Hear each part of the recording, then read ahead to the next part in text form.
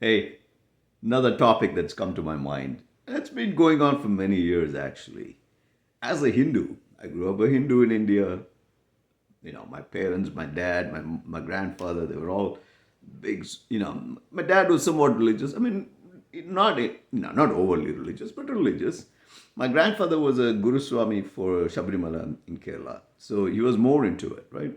So I come from a family was somewhat religious. And going to temples was, we did once a week, with my dad, my parents.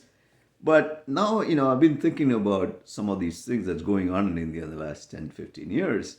There's way too much emphasis on religion, you know, instead of progress, instead of other things, instead of education, hospitals, doing the things for the people, way too much focus on religion, Hindu, Hindu, Hindu, right?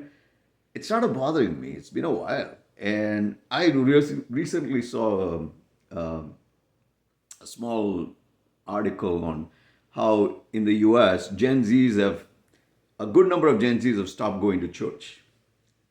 They just stopped supporting going to church, right? And I was thinking, was this happening in India too? Because I'm thinking one of the things to do, my wife and I, we don't agree on this in principle, right? We had a discussion, and I was thinking, boycotting a temple, and if the Gen Zs did that, that might send a good message to these older people, my age and older. Because for them, it's been all, majority of it has come down to religion, and the Gen Zs has figured out this is a scam, right? So I'm saying not step away from the religion, but stop supporting temples for a while, boycotting it. Well, my wife says that's not the way to do it. She says being in the religion, being the moderates in the religion is the best way to go.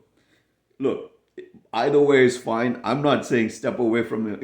Who am I to tell you to either believe in Hinduism or not? But I personally, we've been going to temples a lot less because I don't know which temple is associated with this new way of thinking in India, right? In Christianity, there are many denominations.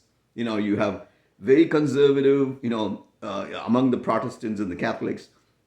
You have the Baptist, you have the Presbyterian, you have Episcopalian. Don't ask me what each one stands for, but there is like conservative to liberal. Outside the churches, you have boards saying, everybody's welcome. We don't. So you can actually tell which churches are what, right?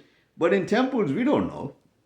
A temple in Kerala, a temple in Chennai, or a temple in Pilani, Rajasthan, or Delhi, or Mumbai. I have no idea what these temples stand for. And I think if you're asking questions, that's one of the questions to do is what do these temples stand for? And who are they standing with? Are they standing with people? All people? Are they standing against hate? Religious hate? These are all questions I'm having. I don't know about Gen Zs. Are you having these questions? And I personally don't really have to go to a temple. I can do it at home. And so that is me. Like I said, my wife and I, we have a little bit slight differences in where this needs to be. I agreed with her, actually, that we need to be in the religion and be moderates. But, if the message is by boycotting temples, then so be it, in my opinion. So this is not really comedy, but it's something that you need to think about. Look, when friends call us to pujas, right? Simple thing. I hesitate going to these things because I don't know what are they trying to prove, right? But if they're really good friends, we might go. My wife will go, or I might at least go for the food.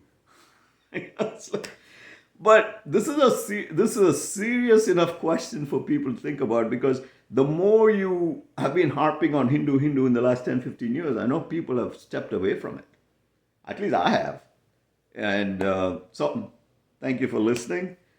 Take care. Here's hoping for a much better India with Gen Zs and everybody asking questions and making sure the right things are focused on.